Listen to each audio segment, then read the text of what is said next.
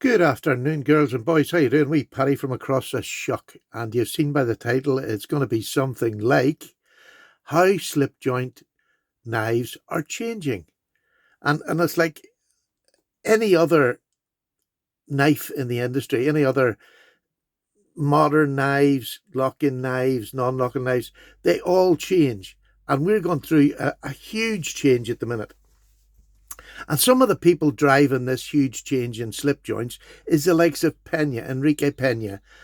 And the newest guy on the block for me is Jack Wolf Knives. And I want to talk about this because this one's coming up for sale. This model, the Benny's clip, is coming up for sale on Friday. And it's sold at Fraymar Knives here in the UK and at different distributors all over the world. So, but I just want to clear some things up. Price. People are always talking about price. Oh, it's too dear. I don't need that. I can use a Rough Rider. I don't need to spend that money. And that is absolutely true. Nobody needs to spend money on knives. But if you're watching this, the chances are that you probably have. You've probably gone beyond what your original budget for a pocket knife would be. Otherwise, why would you be watching this? We've all done it. We all start off. I mean, I started off with my Rough Riders. Fantastic knives, fantastic quality. Blade steel's absolutely fine, and they will last you a day. And to have this in your pocket is just safety. It's safety and use. You can use it anytime, anywhere. But you're on a YouTube channel that's for collectors, for just people who like showing off, whether it's their Rough Rider collection. Pete done an absolutely brilliant Rough Rider collection on his canoes last night. Fantastic, colourful, different types of handle materials, absolutely fabulous. So I thought I'd throw out some of my more expensive knives. And yes, I do buy these. This I'm given. But I buy some of the other ones, and I have other expensive ones too.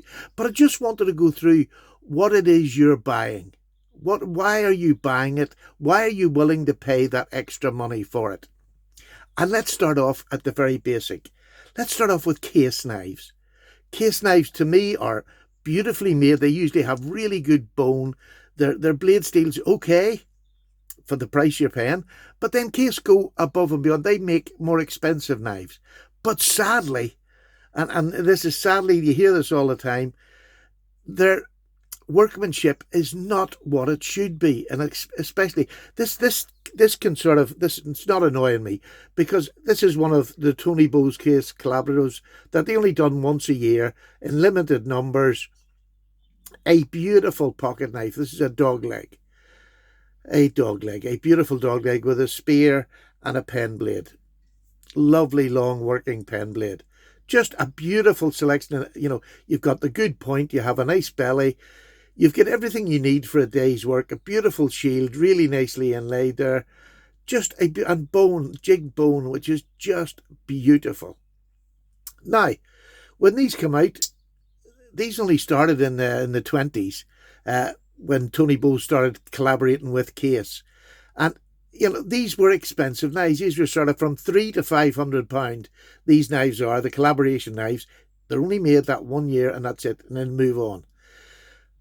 But they're expensive. So when you're buying an expensive knife, even at the beginning of the 20s, you expect perfection, or not even perfection, but you expect really good quality. Now, I paid £200 for this. Some of these are going for between £300 and £500. And it looks beautiful. And I can go down the line. I can show you that. It looks really lovely. And this is the other thing that you want to beware of when you're buying knives, is double check. Because when I come round and I show you, look how well they're lined up. 2 blades right up the centre. That is fantastic. And it's not common with Case. So you would pay the extra money for this sort of fit and finish. But beware of the Case. If I bring you up here, that is up about £0.5 mm. I don't expect that on a knife of that price. Even on a price of £200. But I wanted it because it was a Tony Bose collection. And sadly, Tony has left us now, God rest his soul.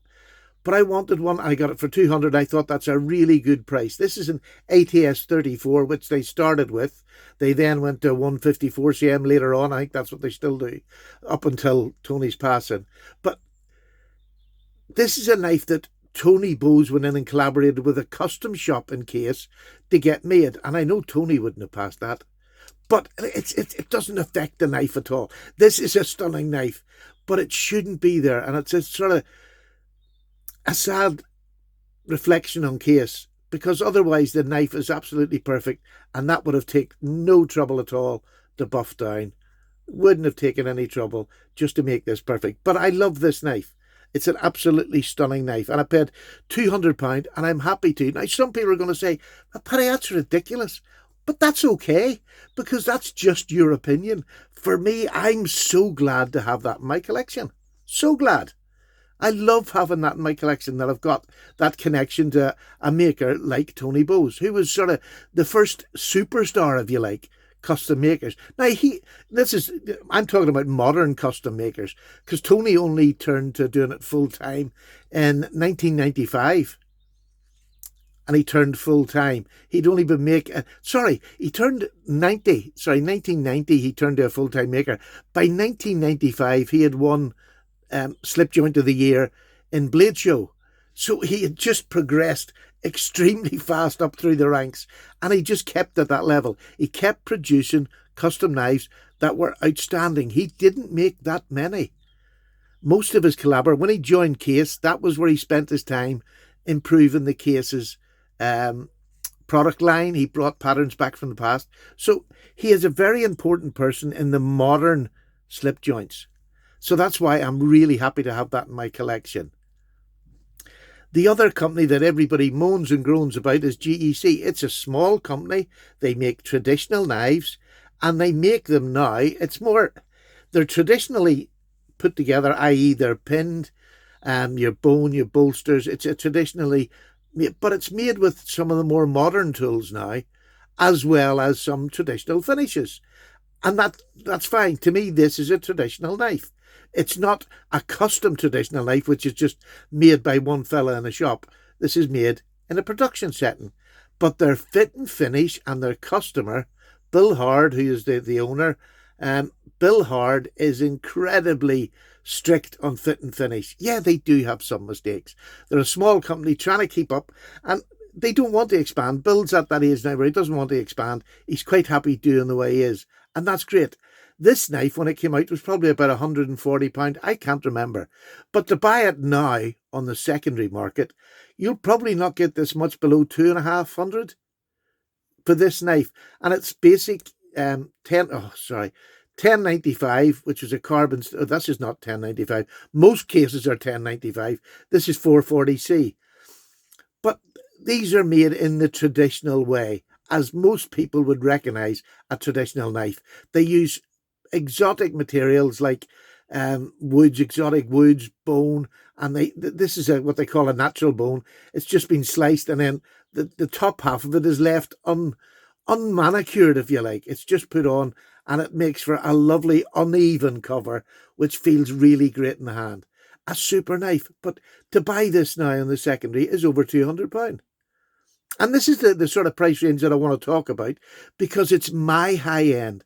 £200 to £300 is my high end for slip joints. And, we're all entitled to our opinions, but to me, this is the if you can get them from the factory when they first come out at £140, £170, I don't know I can't even remember what it was. I got this straight from Mike's Knives here in the UK, and his price was good. I can't remember what it was, but it wasn't that much more than what you're paying in America. But a just stunning knife. It is beautiful in every way. The detail is absolutely stunning. So I don't mind paying extra money for some of the JWK knives that I've got. I paid more than I paid for this, and that's all right, because I like them. I like the craftsmanship. I like the design. I like what goes into the knives. Then we come to custom knives. Now, these are both around the 300. This is Balestrieri, is an Italian maker, and this is Michael Duplessis, who's a South African maker. And I bought these two beautiful knives, Absolutely stunning. I love this one because, yeah, look at this. Look at that beautiful mosaic pin in there. The bird's eye pin at the top here. This is a micarta, or this is micarta, and then this is I think it's just a G10 or something center. I don't know. It just doesn't really go with it. I wish you had to put another one of them pins there. I think it would have looked better, but it's done. And I bought it as this, and I love the shape of it. Looks very boxy. If you've got that sort of rounded here with a clip down here. But in the hand, it is stunning. And the blade is absolutely, I think this is just a N690 or something like that. Beautiful blade. I think both. No, one of them's something. The blade steel really doesn't matter. I'm buying this for the design. And this was handmade by one person. So this really stands out to me as something that I want to have in my collection. But if you look at that back spring, isn't that just beautiful? But it's made so well, nearly perfect, but it's handmade, so it can't be perfect, but it's as good as. It's just a beautiful, I love that blade. The hand rubbing is just beautiful. Beautiful, beautiful knife. I love it. And it's more for the shape and the design than even the materials. Here's one. It's simply done in micarta G10. It's riveted. It's a proper custom knife, beautifully clean inside. It's rounded over just slightly, but in the hand, it is beautiful. And it looks very small, but it's actually, I can get 4 fingers right up to there. And then it's got this snub nose. This is the 45. I just think this is lovely. The snub nose brazen. The reason I've got this one out is because this is similar, but that to me is just a gorgeous knife. Proportionately, the hand looks too big, but because of the fatness of the blade, it levels it out. And to me, absolutely stunning. And I've showed these. I have reviews on most of these knives that I'm showing you. But, I'll pay up to $275 or $300 for whichever one they were. Beautiful. And I love them in my collection. And if you notice, I like a lot of different things. I don't like all the same shapes, but I do like different materials that knives come in, which I think the modern knife, that's how I lost my attraction for the modern knife, was the lack of that different material. Now we're going to come to, £300 or £300 knives, $300 knives, £275 knives over here in the UK. This was a bit more. I think the Pena over here was a bit more. Ben keeps us at a really good price. Honestly, he really does. But Pena is a beautiful knife maker. Look at that shredded carbon fibre on there. Faux bolster. Beautiful blade shape. Absolutely love it. A real working blade shape. A little bit of belly, not much, but it's a real detailed work or whatever. It's just a gorgeous knife. This one is in K390, which is an absolute super steel. And this is where I see slip joints going, because the makers like JWK and Case, I think, eventually they're going to peter out. You might get them going. I don't know what's going to happen after the boss man at JWK goes, whether his son will keep it going. I really hope he does. I really hope. And that's why I want to keep a collection of these sort of knives, because for me, whether I'm an old fuddy-duddy or not, I don't care. These are beautiful in the case. When you get a good one, you get a good one. I have a drawer full that's got about 10 really good case knives. This is excellent, except for that one little thing. The center bar is just risen that little bit. And I suppose I could ask, in fact, yeah, I suppose I could ask somebody if they would clean that off for me. I might just do that. But, there was a reason I got it for 200, and I'm happy to pay that anyway. But anyway, the modern slip joints that are starting to come out now are fantastic. You don't, in my opinion, you don't need to carry a locking knife with one of these. You have no need. This is an absolute gem of a knife. Unless you're carrying it for self-defense, which I will never do because I'm not trained, you don't need a locking blade. Our forefathers built our countries on these simple little pen knives that had no locks or fixed blades. If you really need heavy work, a fixed blade has got to be the way to go. But a locking knife can break too. But a slip joint, it's a simple mechanism, incredibly difficult to do and incredibly difficult to do well. And Pena is an expert at doing them well, and he has that many different blade shapes. And K390, a super steel. So what Pena is trying to do, and the likes of Ben with Jack Wolf knives, is appease the locking knife community that you don't need to have a locking knife to get the blade steel, to get the design features. I mean, this is a beautiful looking knife in anybody's eye, whether it's locking or not. It's beautiful. I mean, Pena's flip over ones, the top flippers, are selling like hotcakes at the minute. And I would love one of them, just to have one of them. But this is just an absolute stunning knife. Really, really. Almost flawless in production. Almost flawless. And I'm saying that, I haven't found a flaw yet, but there'll always be a flaw. If you look hard enough, you'll find a flaw. Do you know what I mean? Because these are production made. And even custom knives will have a flaw if you look hard enough. So that's the Pena. And this is the one that I really want to talk about today.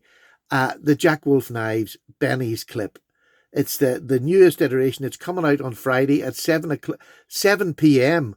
UK time from Fraymar Knives. It's the only place you can get them. So get online at the right time and get these knives, because they will go like hotcakes.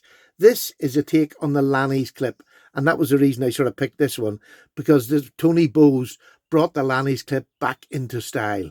And in fact, in the early 20s, the mid 20s, if you were a custom maker, you made your variation of the Lanny's clip, and it could make or break you as a custom maker. It was so popular, the Lanny's clip, that it just, the custom maker who wanted to show people his standard of knife making made one. Not the exact same as Tony's, but they made one that was an iteration of Tony's Lanny's clip, and it set them on the road to either having a great career or maybe just killed them off for a while until they got better at making a knife. But Ben has designed this knife, and I mean designed it down to the final millimeter, and then sent it off to get made. I don't know how much the company, the OEM who made these knives, how much they had to twig it, but knowing Ben, probably very little. But we have him on a podcast tonight, which will be up on Wednesday night, probably. He's going to talk about this knives. And I've been doing a bit of research on the Lanny's clip. And it's an amazing story at how one man, Tony Bose, in his wee workshop at the back of his house, and it always stayed that way, a little workshop, and he and his son now is making knives. But he made just the Lanny's clip, and it set the gold standard for knife making for custom makers. They then went on to make whatever they wanted to make. But that Lanny's clip, if you could do something on the lines of Tony and carry it off well, it really did set you up. Crazy, isn't it? It's just crazy that one man can do that. And he only started knife making in 1990.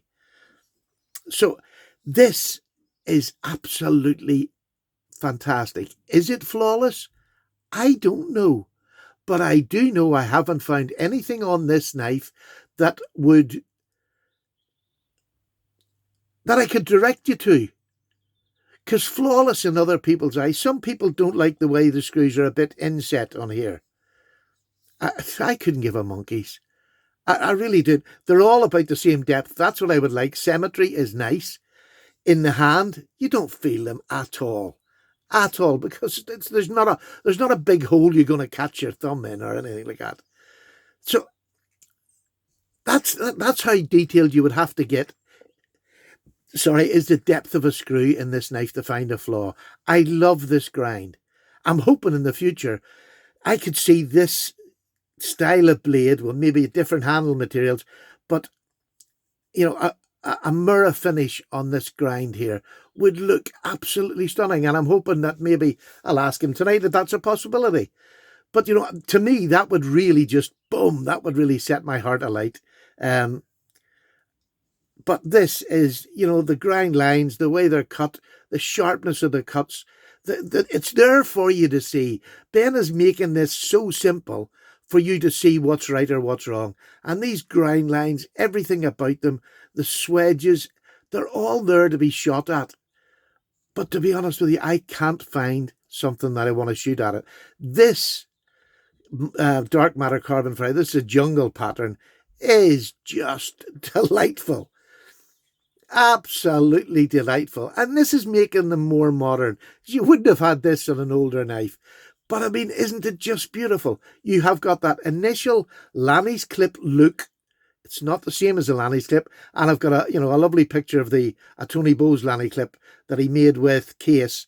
And you'll see the differences in that. But beautiful, beautiful knife. I really, really, if you can afford to buy one, £275 for this one, £250 for the micarta.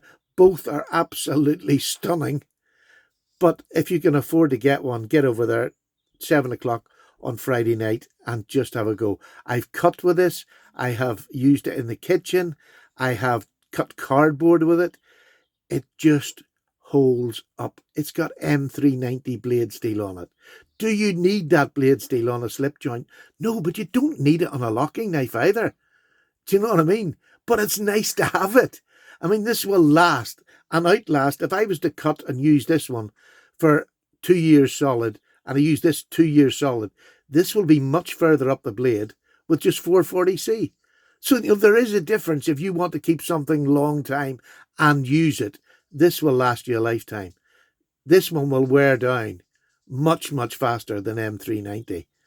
And because of that, amazing, approximately 10,000 degrees, some are a bit lower, 8,000 in places.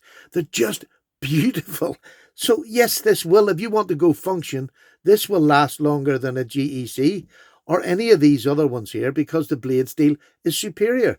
K390, again, it'll last you a lifetime. You very rarely have to sharpen them. A strop will bring them back, as long as you don't let them go blunt. So I really do highly recommend this again. I've recommended every one and I stand by every recommendation. And if you go on the internet, on YouTube, to people who have bought them and share them, it's the same thing. They are just such high quality.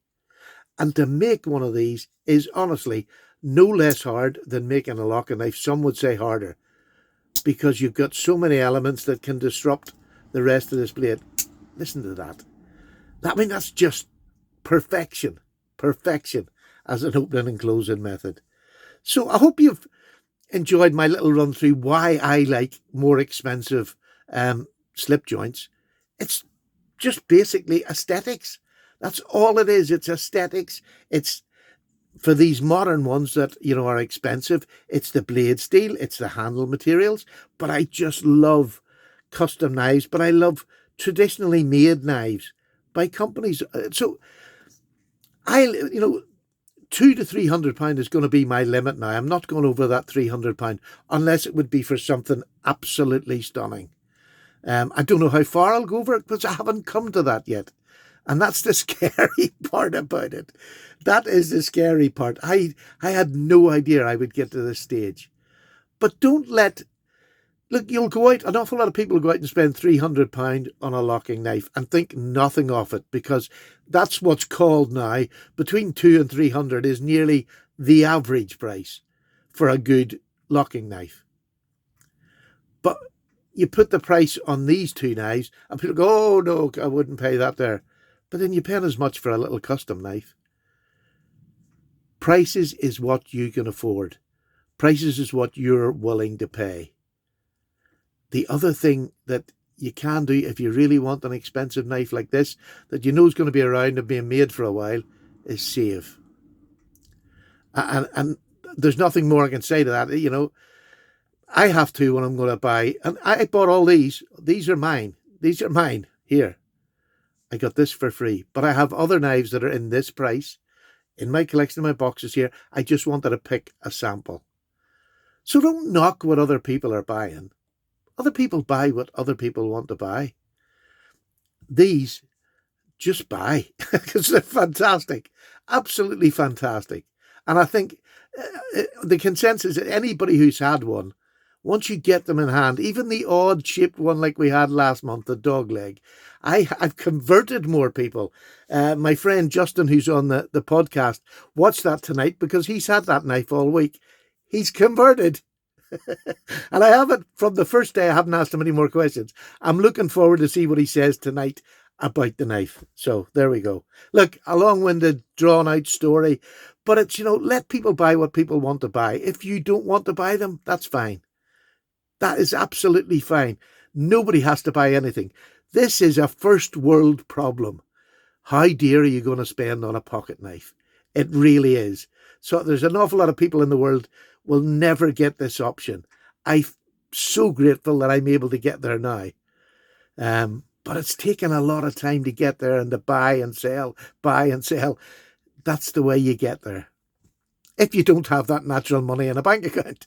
So take care. I'm away. Paddy's gone. Thank you so much. If you listened all the way through, please give me a thumbs up. Subscribe if you're not subscribed. It would really help the channel. And I'll see you all very soon for the podcast with Ben. Take care. Bye-bye now.